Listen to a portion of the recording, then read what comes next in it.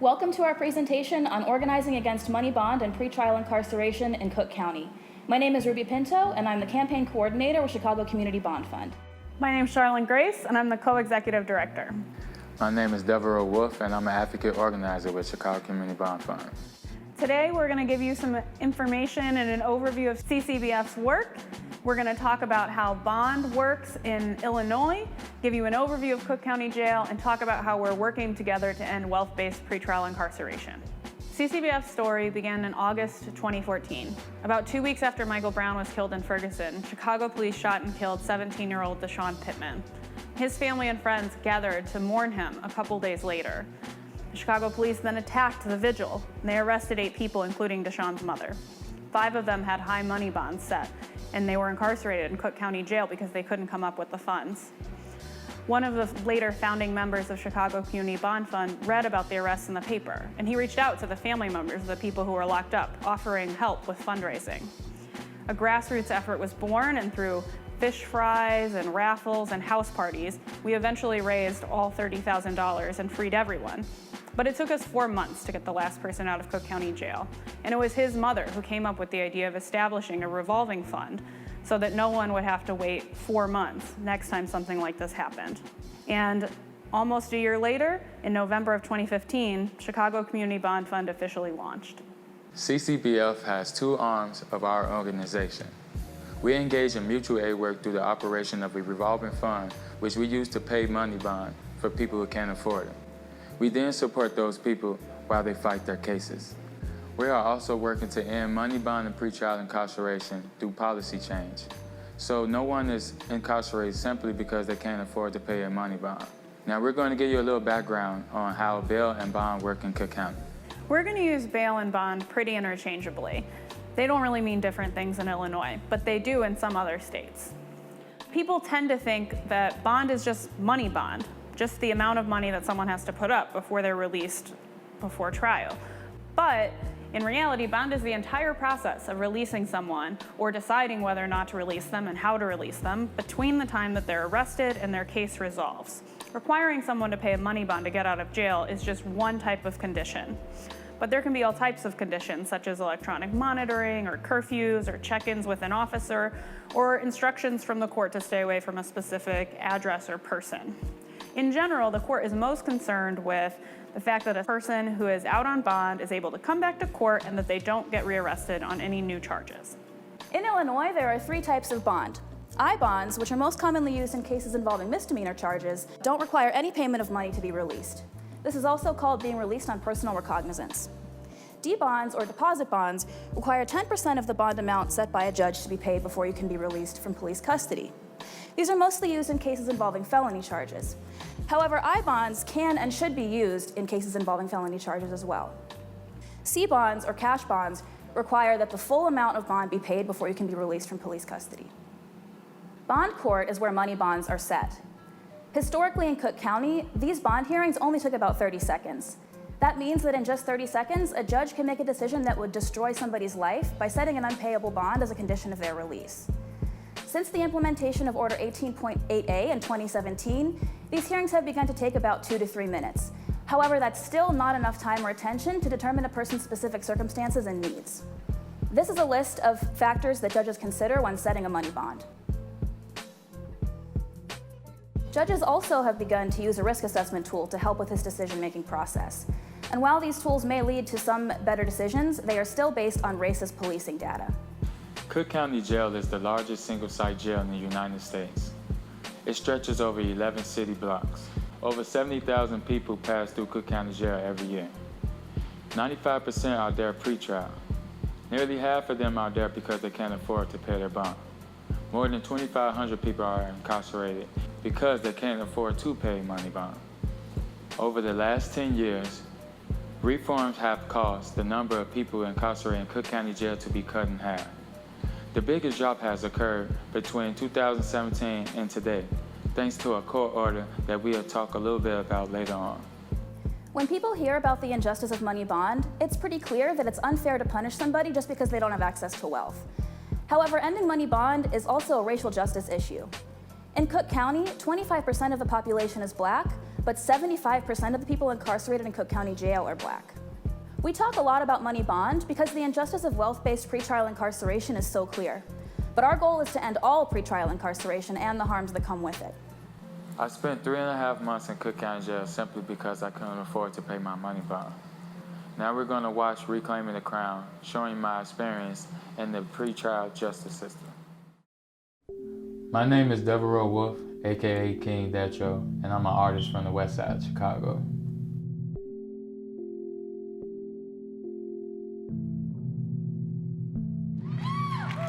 So let me tell y'all my story. I was coming home from the link office, I need to get them stamps. I ran into one of my younger friend's brother, and he decided to give me a ride home. Suddenly we get pulled over. I just felt like this was the wrong place at the wrong time. I wound up getting assaulted by an officer, and somehow I end up getting charged for assaulting him. It ain't. The morning after I was arrested, we were getting transported to Cook County Jail. And next thing you know, we're sitting in bullpens. We was pretty much getting prepared to go into bond court. No more than 30 seconds. I didn't understand anything. I was clueless. I was shot right back out the door into the bullpen. It took me a week later to find out at preliminary hearing that I had a $30,000 D bond, which was $3,000 of all. So my time in Cook County Jail was definitely uncomfortable, anxiety-inducing. It smelled bad and it was unsanitary. The guards mistreated you. They pretty much control every part of your day, where you sleep, eat, go, and half the time you're trapped in your cell. I know with my limited amount of resources that I would be unable to bail him out for any amount above $100. I have been on the housing voucher program, also was a full-time student getting my master's in public policy, as well as my oldest brother was having complications with his kidneys and subsequently passed away. It seemed like all these things were happening at the same time. I actually feel like if I would have never gotten in the car, maybe I would have never been in that situation, and I would have still been pursuing my dreams and my dancing. All I wanna do is pit for working on a map. They will understand that for working coming back. I'm a king in my city, representing at your city. And ain't no time to play, go hard or go away. This is from Chicago where we love the truth. Well, before I got arrested, prior to what I was doing before, which was music and dancing, I was hosting While I Can TV show, and I had a lot of music dropping on the radio at the time, doing a lot of schools, pep rallies. When I got locked up, the impact from that was, it kind of like almost slowed down my flow of being positive. When I stepped up for recreational time, there was a guy named Rashad that I ended up coming across, and he was explaining to me like, hey man, I know who you is, bro. You be doing a lot of little positive stuff, like, why are you here? So I pretty much told him like I couldn't afford my bond at the moment. So he ended up telling me like, check it out. I got this number called 1844 bond. And when he told it to me, bro, I was like, is this a real number, bro? Yeah.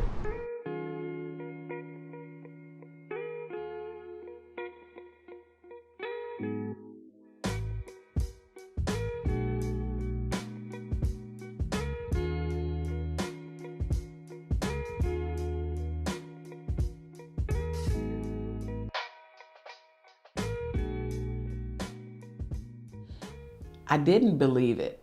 I actually thought it was a joke. Like, nobody's getting anybody out with $3,000 bond. It's crazy. And I was pretty much on her about this number, like, Mom, listen, use this number. We don't have anything else to do.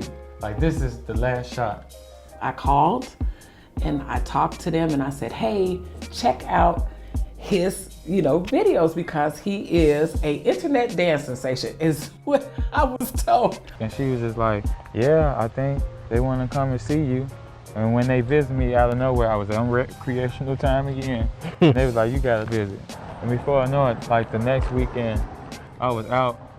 I done clicked my boots together and got out that jam. I was so happy. And it was like a relief that we were able to find out about this program to to get him out so that we can better assist him, so he can better prepare for his case, because we really felt we had the law on our side, but we couldn't get resources that could help him with his case. It was good that I was able to attend, mom's graduation, still becoming a pallbearer for my uncle's funeral, and still, keep the apartment with Weedy and keep continuing my dancing. Exactly. So what's the aftermath now, though, that you out? My public defender was supposed to be getting my mitigation papers together, pretty much showing that I'm not like a menace to society or something. The next time I saw my public defender, he told me he was sick and he did not have none of my paperwork together. So he gave me a call like a week before my next court date and told me that the state prosecutor wanted to give me jail time, 4 years at 50%. I said, Deborah, you cannot roll over and take that. And I explained to him, you don't see any way that my son would not have to serve time in jail for being assaulted by the police himself. So I told him that we would take this to trial. And I think taking it to trial scared the bejesus out of his public defender. She had a few words with him, and before you know it, he came back out like, the state prosecutor probably wanted to give you probation. And I was like, wow. And now, from there, I started volunteering with CCDF through that. Now I'm a part of Chicago Community Bond Fund. Some of the things I've been doing with Chicago Community Bond Fund is doing press conference, a lot of meetings about electronic monitoring. 9 times out of 10, people pretty much respect my story, and they was just like, I'm glad you have enough courage to speak on it. Yo, this your boy Ken Decho. You at Dancing Out Chicago. Dancing Out is a dance program I started in October 2017. What I do is get kids together to come from around Chicago to come together and build a community through dance. I made a platform where I could showcase the youth and older dancers and have them partake in healthy competitive dance battles. And we all know about the violence in Chicago, but that's why the N stands for negativity. We are helping the young kids and the youth stay out and dance the negativity out. Oh, I got you. That's good, man. And I just recently did something with the National Bail Fund, and it's 35 different bail funds across the U.S. that came together, and I feel good about it because my story is impacting. And you get that from me, you know that, right? I know. We were both in a cage at one point, and then to be able to go outside the cage and look back in and say, listen, that's not right. That's not how you treat people. That's not how it's supposed to be done. But to lend your voice to it, that's us. That's what we do. Exactly. I feel like I'm following my mother's footsteps in a way. Yeah. And I want to let y'all know, this general order was supposed to end money bail, but the judges are still disregarding the order. That's why I'm glad that we need to come here together to end money bail, end pretrial detention, and end mass incarceration now.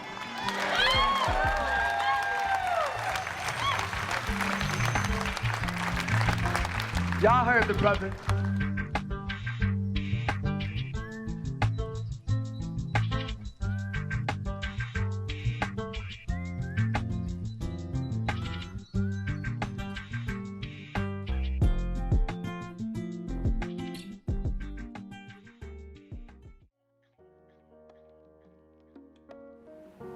Pretrial incarceration also changes the outcomes of people's cases. So we know that when people are locked up pre-trial, they have worse outcomes than people who are free and able to fight their cases while in their communities and supporting their families and being supported by their loved ones.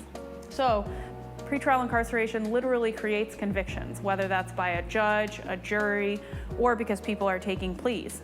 They also receive different sentences. People who are locked up while their case is pending are more likely to be sentenced to incarceration than a sentence of community supervision, such as probation.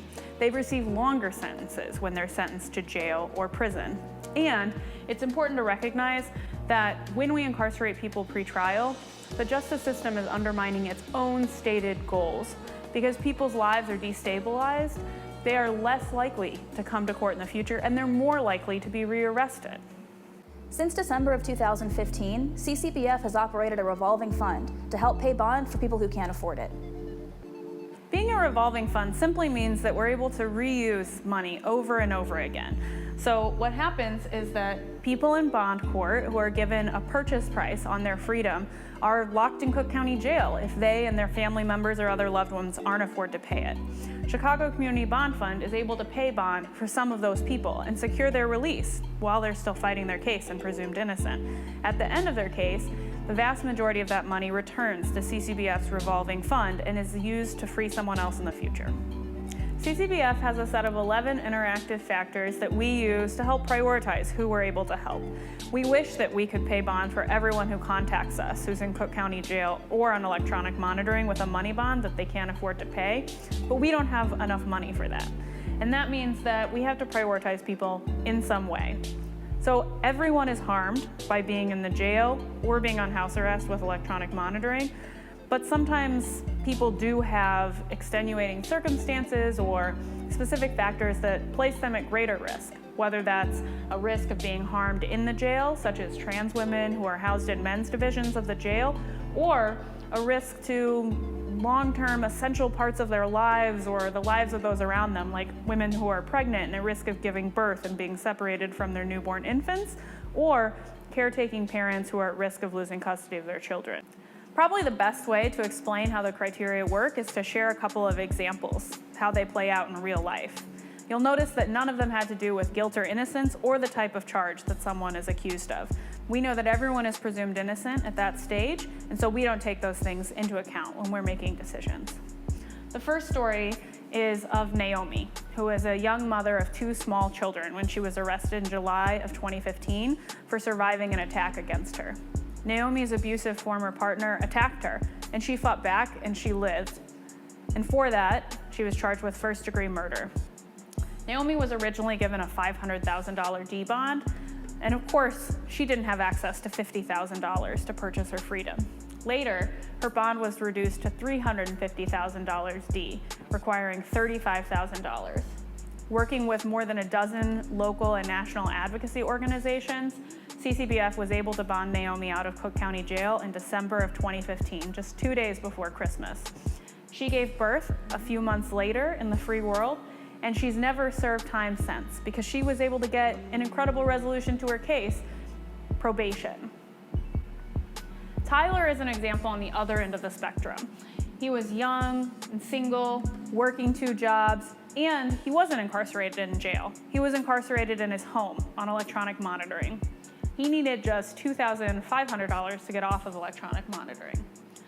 A judge had originally given Tyler electronic monitoring because he was working 2 jobs at the time of his arrest, and he was even a manager at one of them. But he lost both of those jobs because on electronic monitoring, sheriff's officers can come to your place of work and confirm that you're there at any time. Tyler's employers were not excited about armed visits to his workplace. Without the ability to earn income, Tyler and his mom, who he supported, were at risk of being evicted. We paid Tyler's bond in February of 2016.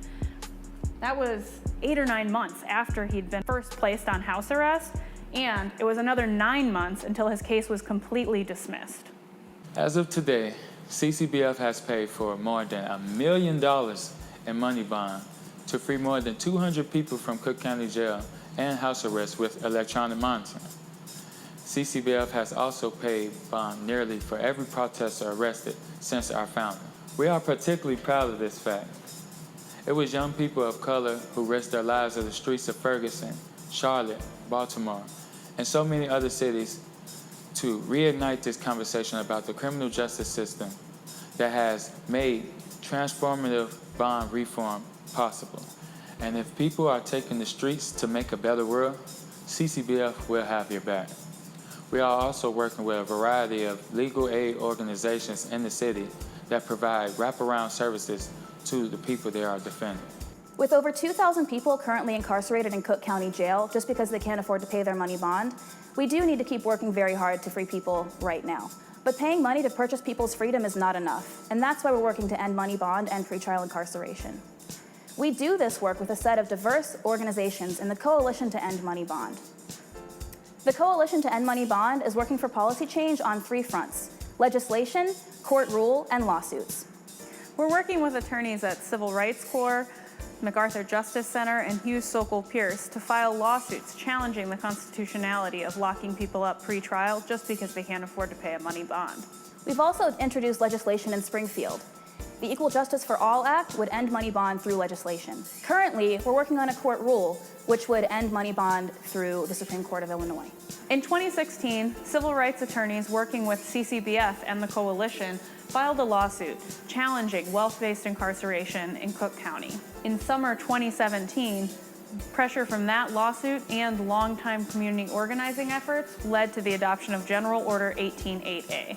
The General Order instructs judges to follow existing state laws and the federal Constitution by setting money bonds only in amounts that people can afford to pay. It immediately led to a reduction in the use of money bonds by 50% and almost doubled the number of people being released on personal recognizance without having to pay money. In the first 3.5 months, there were more than 1,400 fewer people in Cook County Jail. When General Order 188A took effect in September of 2017, the Coalition to End Money Bond was ready to track its impact with more than 100 trained community court watchers. So while we did see those big improvements, we also noticed that many people were still receiving unaffordable money bonds that would put them in jail while awaiting trial, and that there was a lot of variation between judges. We remain committed to the full implementation of General Order 188A. If you want to read the reports about the immediate effect of the order and also a report about its 1-year anniversary from September of 2018, visit the Coalition's website, endmoneybond.org. In December of 2017, the Illinois Supreme Court convened a commission on pretrial practices. This commission brings together judges, public defenders, state's attorneys, and elected officials to investigate the pretrial system in Illinois and create recommendations for improvement. But this process is missing one really important voice, yours. The Coalition to End Money Bond is working to ensure that the general public and impacted people have an input in this important process. We're also working to push a court rule that would end the state's unconstitutional use of money bail. You can find more information on our website at endmoneybond.org. So, what do we want? We want mandatory, non-monetary release for as many people as possible. And there should be a presumption that people are going to be released on their own recognizance, that the government has to overcome in order to detain people who are presumed innocent. We also want to limit the role of risk assessment tools if they're used at all. We want to use less restrictive, more supportive means to ensure that people can succeed while their cases are pending. We'd like to see more flexible court dates, such as evenings or possibly weekends, so that people aren't choosing between going to work or going to court. That'll also make it easier for people to find transportation and childcare when they have court dates. And of course, ultimately, we want to see fewer people entering the criminal legal system at all. There needs to be ongoing expansion of diversion programs and decriminalization efforts. For more information, visit us at our website, chicagobond.org. If you would like to request help from CCDF, give us a call at 1-844-NBOND. Thanks for joining us.